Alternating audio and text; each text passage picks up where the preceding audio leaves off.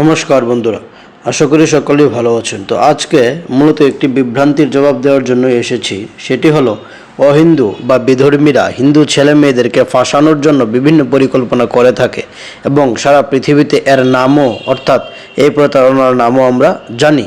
অর্থাৎ ছলে বলে কৌশলে তাদের মতে নেওয়ার জন্যই এই সমস্ত পরিকল্পনা। তো এখন যখন হিন্দুরাও পূর্বের তুলনায় সচেতন হয়েছে, যদিও এটি প্রয়োজন অনুযায়ী খুবই নগণ্য, তবুও সামাজিক বিভিন্ন মাধ্যমে হিন্দু সংগঠনরা সচেতন করার প্রয়াস করছে। আর পাশাপাশি বিধর্মী বা অহিন্দুদের অপপ্রচারও থেমেনি। তারা নিজেদের দোষকে ঢাকতে অন্যের উপর দোষ চাপানোতে পটু। কিন্তু আমরা সনাতনীরা আমাদের কোনো সমস্যা থাকলে তা প্রকাশ্যে আলোচনা করার এবং সমালোচনা করার সৎ সাহস রাখি। তো বিধর্মীরা তাদের কুকর্মের তথা ছলনাকে সঠিক প্রমাণ করার জন্য অর্থাৎ হিন্দু মেয়েদেরকে ফাঁসানোর প্রক্রিয়াকে ঠিক প্রতীয়মান করার জন্য পরাশর সংহিতার দুটি শ্লোক নিয়ে সামাজিক বিভিন্ন মাধ্যমে অপপ্রচার চালাচ্ছে। আর হিন্দুরা যেহেতু নিজেদের শাস্ত্র গ্রন্থ পড়ে না, তাই তারাও বিভ্রান্ত হচ্ছে। আমি পূর্বে একটি ভিডিওতে বলেছিলাম যে আমাদের সনাতন ধর্মের সর্বোচ্চ গ্রন্থ হলো বেদ। সেখানে যা বলা হবে এবং পরবর্তী যে শাস্ত্র বেদ অনুযায়ী কথা বলবে সেটি মান্য হবে। বেদ বহির্ভূত কথা যত বড় ঋষি বা মুনি হোক না কেন, কখনোই তার কথা গ্রহণযোগ্য হবে না। আর আমাদের সনাতন ধর্মের অন্যান্য প্রায় সকল শাস্ত্রেই বেদকে সর্বোচ্চ মান্য গ্রন্থ হিসেবেই বলা হয়েছে বা স্বীকৃতি দেওয়া হয়েছে। তাই বেদ ছাড়া অন্য কোনো কিছুই কখনোই মান্য হবে না, যদি না বেদ অনুযায়ী হয়। মান্য হবে কখন? যদি সেটি বেদ অনুযায়ী হয়। কেননা মনু সংহিতাতেও মনু বলছেন যে বেদ অখিল ধর্মমূলক, অর্থাৎ বেদ হচ্ছে সমস্ত ধর্মের মূল। বেদ অনুযায়ী যা হবে তাই। সেখানে বেদে যদি আমরা দেখি যে স্ত্রীদেরকে বা নারীদেরকে কোনো রকম নিচু করে কথা বলা হয়েছে, তখন আমরা বলবো যে হ্যাঁ, এটি সনাতন ধর্মে বলা হয়েছে। কিন্তু যদি বেদ বহির্ভূত কথা অন্য কোনো শাস্ত্র বা ধর্মীয় গ্রন্থে পাওয়া যায়, সেটি কখনোই মান্য হবে না। তো পরাশর সংহিতার দুটো শ্লোকে তারা সেখানে দেখানোর চেষ্টা করছে যে সেখানে নাকি বলা হচ্ছে। তো আমরা দেখি পরাশর সংহিতার দুটো শ্লোকে আসলে কী বলা হচ্ছে। তবে বড় সমস্যা হচ্ছে এরা করে কি, যে জায়গায় তাদের মন মতো বিষয় পাবে সেই জায়গার সেইটুকু শুধু তারা গ্রহণ করবে। তার অতীত বা বর্তমানে কি বলা হয়েছে, তার অর্থাৎ তার পূর্বে বা পরে কে আছে সেটি তারা দেখাবে না। এটি তাদের একটি ছলনা।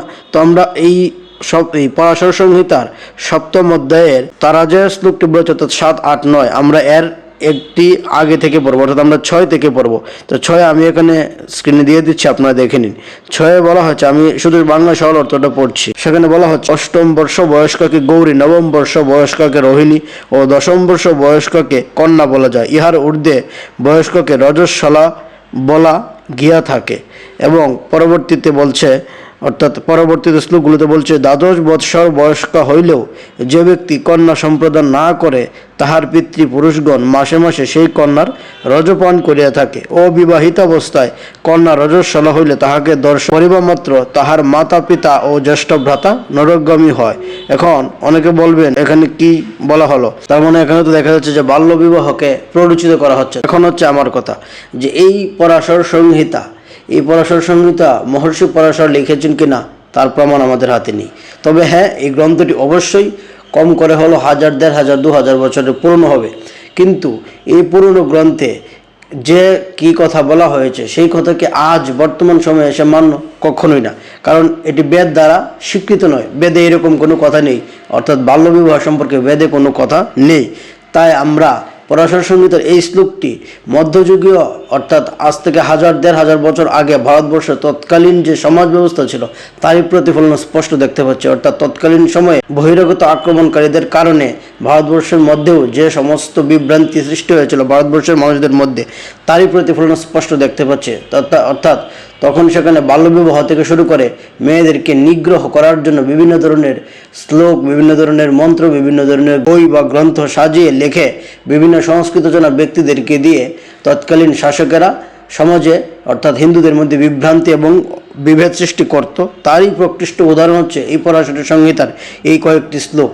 তো এই শ্লোকটিকে আমরা বিনা বাধায় প্রত্যাখ্যাত করব এবং আমরা বলবো যে বর্তমান যুগোপযোগী এই পরাশর সংহিতার শ্লোকগুলো কখনোই গ্রহণযোগ্য নয় এবং বেদ দ্বারা স্বীকৃত নয় বলে পরাশর সংহিতার এই শ্লোকগুলো কখনোই মান্য নয়। তবে এই পরাশর সংহিতাতে যদি ভালো কিছু থাকে আমরা সেটি গ্রহণ করব, কিন্তু যেহেতু এটি ভালো নয় তাই আমরা এটিকে সম্পূর্ণরূপে বর্জন করব। কারণ আমি একটি কথা বারবার বলি, আমাদের সনাতন ধর্মে এমন কোনো সিদ্ধান্ত নেই যে আমাদের শাস্ত্রে যা বলা হয়েছে তা চোখ বুজে মেনে নিতে হবে যদি সেটি ভুল বা যুগোপযোগী না হয়। অতএব আমাদের যেহেতু এই রাইট বা এই অধিকার আছে, কেননা আমাদের সংস্কৃতি এক জায়গায় সুন্দর একটি কথা বলা হয়েছে, যদি কোনো যুক্তিসঙ্গত কথা কোনো বালক বলে, আবার যুক্তি বহির্ভূত কথা যদি দেবগুরু বৃহস্পতি এসেও বলেন, তাহলে ওই বালকটির কথাই গ্রহণযোগ্য হবে, নাকি দেবগুরু বৃহস্পতির কথা। কারণ এখানে যুক্তির, এখানে বিবেকের দ্বারাই মানুষ পরিচালিত হয়। তাই সনাতন ধর্মে আমি আবার বলছি, বেদ হচ্ছে সর্বোচ্চ প্রমাণ। বেদ দ্বারা স্বীকৃত বিষয়কে ধর্ম বলে মানা হবে। এর বাইরে যত বড় মুনি ঋষি, যত বড় ধার্মিক ব্যক্তি, যার গ্রন্থই হোক না কেন, সেটি যদি যোগ উপযোগী না হয়, সেটি যদি সমাজের কল্যাণে না হয়, তাহলে আমরা তার গ্রন্থে ততটুকু গ্রহণ করব যতটুকু ভালো, বাকি যতটুকু বর্তমান যুগ উপযোগী হয় না, সেটুকু বিনা বাধায় নির্দ্বিধায় আমরা বর্জন করব। তো আমি আশা করব আপনারা ভাববেন এই কথাগুলো এবং শাস্ত্রগ্রন্থ পড়বেন এবং এই সমস্ত অপপ্রচারকারীদের জবাব দেবেন, এবং পরবর্তী এই বিষয় নিয়ে আরও কথা বলবো। তো আজকে এই পর্যন্তই, কথা হবে পরবর্তী এপিসোডে। সেই পর্যন্ত ভালো থাকুন। ধন্যবাদ সবাইকে। নমস্কার। ওম শম।